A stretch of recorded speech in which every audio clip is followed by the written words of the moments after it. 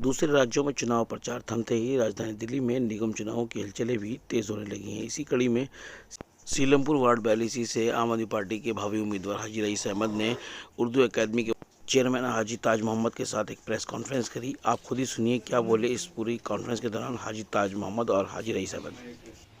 Get together रखा है तो मैं कहा चलो बड़ी खुशी की बात है। और रईस भाई के यहाँ एक पोता भी आया है, उसकी भी मैं बहुत बहुत मुबारकबाद देता हूँ रईस भाई को।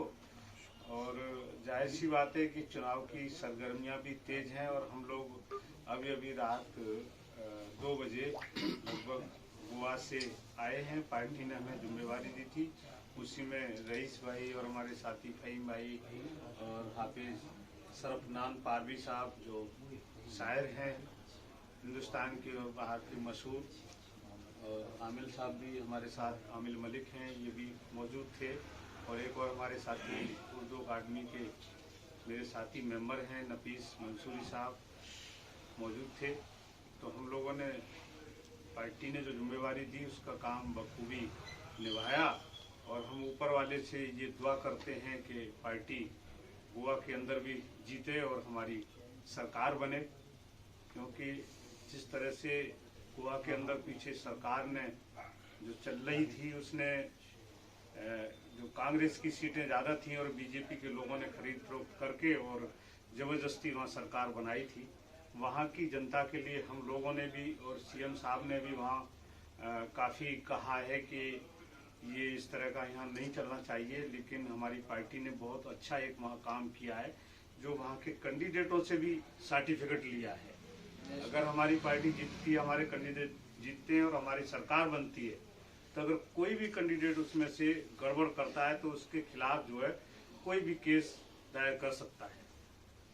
तो बहुत अच्छे काम जो दिल्ली के अंदर पार्टी ने किए हैं, उन्हीं कामों को लेकर के हम लोग गोवा के अंदर गए और उसी दिल्ली के विकास को लेकर के 4 स्टेट में हमारी पार्टी चुनाव लड़ रही है।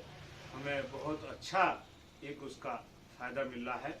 सबसे फर्स्ट पे तो हम पंजाब के अंदर सरकार बनाने जा रहे हैं और दूसरे स्टेट में भी बिना हमारे शायद सरकार किसी की नहीं बन पाएगी। और एक दिन वो होगा कि दिल्ली के अंदर नहीं, आम आदमी पार्टी की सरकार पूरे हिंदुस्तान के अंदर होगी।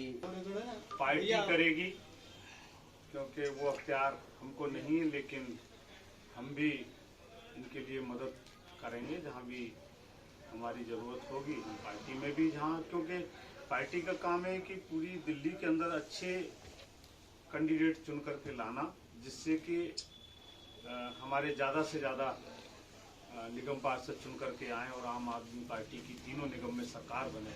आप देख ही रहे होंगे किस तरह से बीजेपी ने 15 साल के अंदर भ्रष्टाचार मचाया है।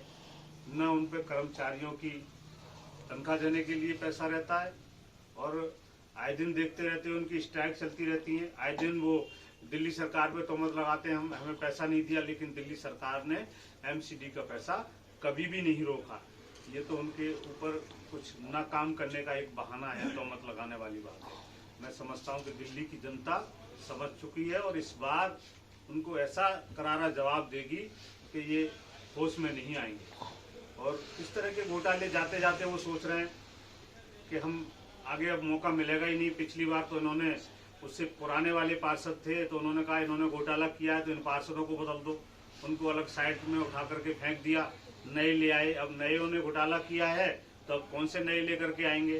तो ये जनता इस नाटक को अब बर्दाश्त करेगी नहीं और इस बार आम आदमी पार्टी की सरकार नगर निगम में बनेगी और पार्टी बहुत अच्छा चयन करेगी, अच्छे लोगों का चयन करेगी। और हाजी रईस साहब एक अच्छे और ईमानदार व्यक्ति हैं। मैं समझता हूँ कि ऐसे व्यक्ति को मौका मिलना चाहिए, ऐसी मेरी इच्छा है। गोवा के अंदर हम लगभग 1 महीना हमने लगाया, तो पार्टी ने हमें भेजा था और दुर्गेश पाठक जी की टीम में हम थे और हमारे हाजी ताज मोहम्मद साहब उर्दू अकेडमी चेयरमैन जो हैं, हम इनकी सरपरस्ती में रहे और अच्छा काम किया, जिसका रिजल्ट इंशाल्लाह अच्छा आएगा।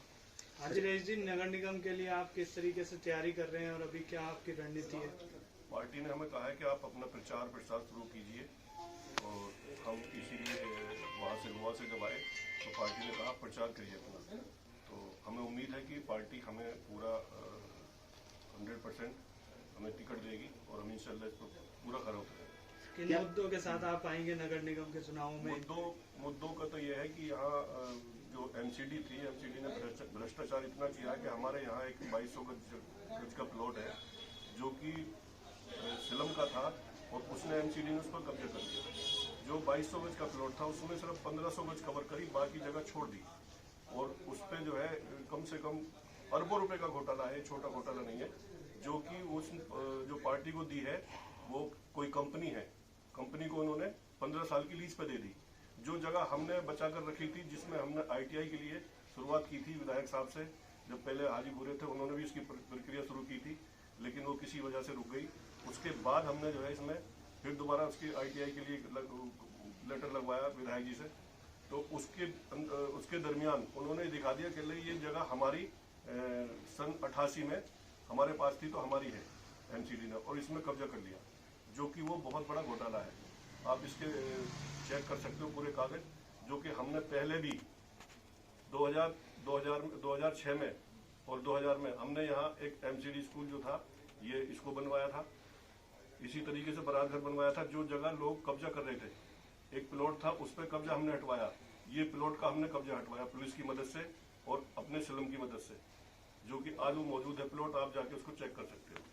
इसलिए हमने 2013 के बाद से पार्टी के लिए काम किया है, वो चाहे एमपी का चुनाव हो, चाहे एमएलए का चुनाव हो, चाहे एमसीडी का चुनाव, हमने पार्टी के लिए काम किया है और पार्टी ने बखूबी देखा है हमारी ईमानदारी से जो हमने काम किया है, तो इसलिए पार्टी हम पे भरोसा कर रही है और इंशाल्लाह हम उस पर खरा उतरेंगे।